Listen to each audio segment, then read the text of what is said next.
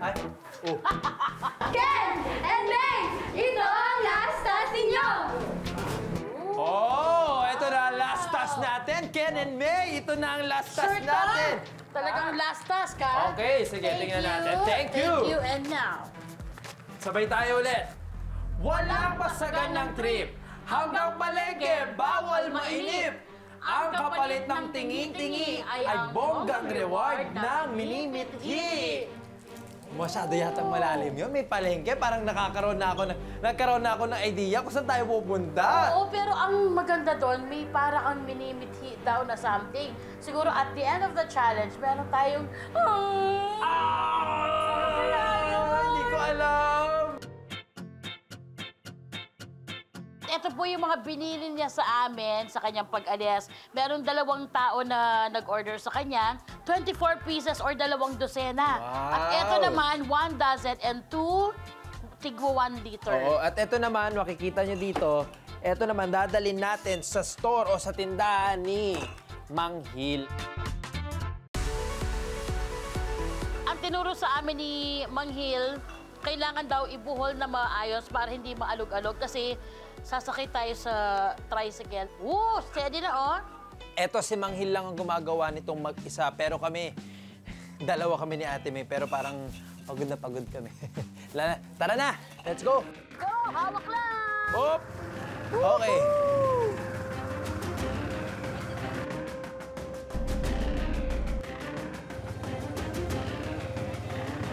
Ang una naming pupuntahan is yung tindahan ni Aling Malu. Eto na tayo, nandito na tayo sa tindahan ni Aling Malu. Tao po. Eto na po yung 1 dosenang mantika ho. Ayan, good evening po Aling Malu. Malu! Diyan! Oh. Magkamag-anak kayo. Kaya nga, magkamag-anak. Huwag niyo na bayaran. Siya na po magbabayad sa inyo. Okay, thank you very much. Okay.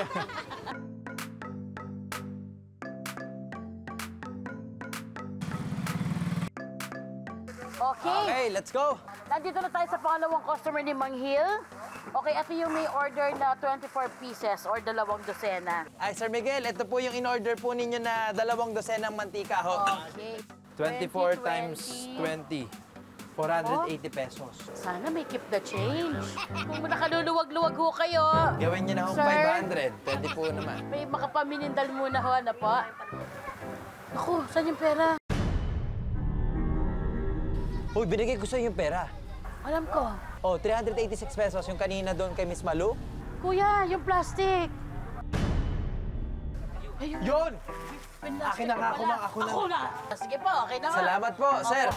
Okay, ngayon naman papunta na kami sa palengke, doon sa pwesto ni Mang Hil. Naku, ito daw, pagdating doon, kailangan unahan daw kami para una kami makapwesto. Kung sino yung una makapwesto doon sa tindahan. Okay, let's go! Floor it, kuya, floor it! Ooh! Ah!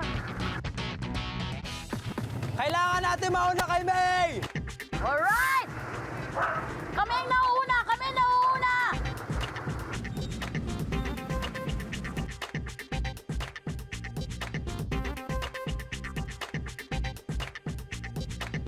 Ito na yung mga ititinda ni Mang Hil para pagdating niya dito sa tindahan niya, nakahanda na yung mga mantika.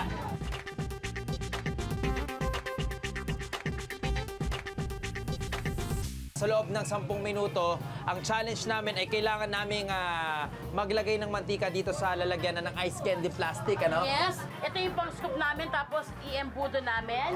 Each ice candy na to ay 4 na piso.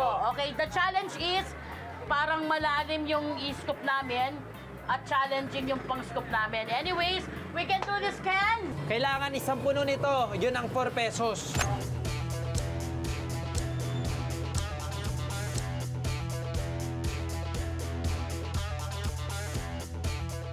Shucks, ang dulas! Dulas, paano ba to? Tsaka yung buong plastic, oh. Hindi na maayos yung pagbuhol.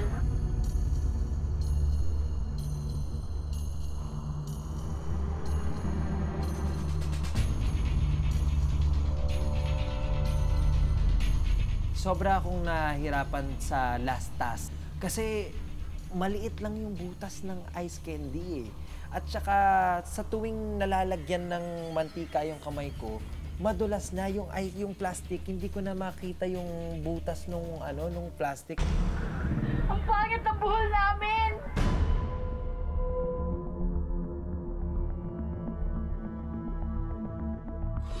Meron pa kami 7 minutes. Ako sa ngayon, naku po, 4 pa lang ang nagagawa ko. Ikaw, Ken. Nakakalima. Natitempt na ako na gamitin yung aking ngipin.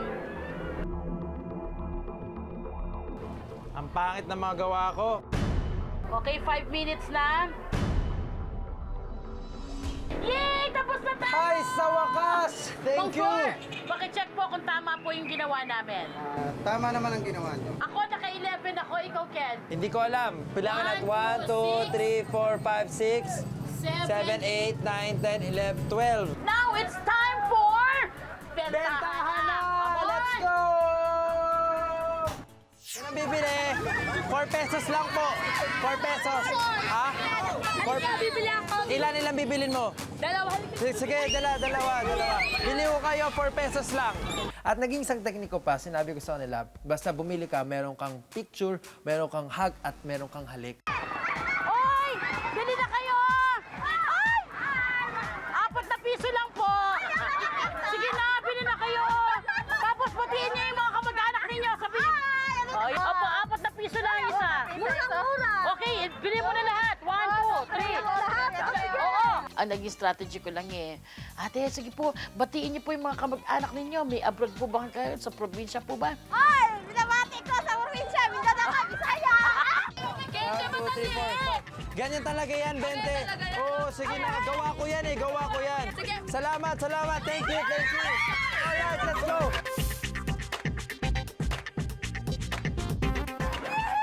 Nasa si Ken? Tapos na ako, let's go. Tapos na ako. Ako kanina pa. So after all the effort at mga technique na ginawa ko lahat, magandang technique yung ginawa ni May dahil pinakyaw daw nung Ali yung tinda niya na worth 50 pesos daw.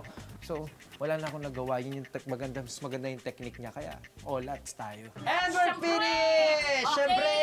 Yes, bilangan na kung magkano yung kinita namin. Ito yung kinita ko. Sa akin, 50 pesos dahil 12 pieces yung akin, dapat 48 pesos. Sobra ako ng 2 piso. So ako naman po, 11 pieces po yung nagawa ko. So times 4, 44.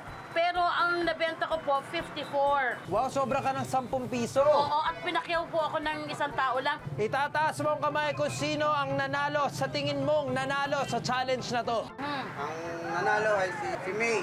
Wow! Panalo ulit ako! Finally, yung reward pala, 3 points.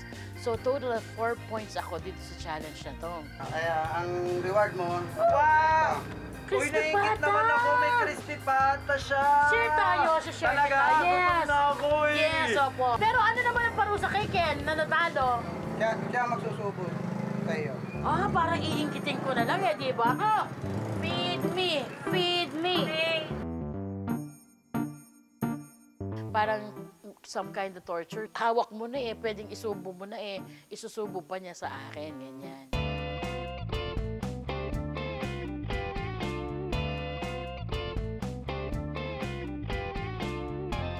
Ang sarap na reward nito, ha? Parang nanalo na rin ako Ay! O yun nga lang, handa nadulas. Bakit man naman dinulas? Hindi ko alam ba't nadulas. Ang sarap-sarap ng pata.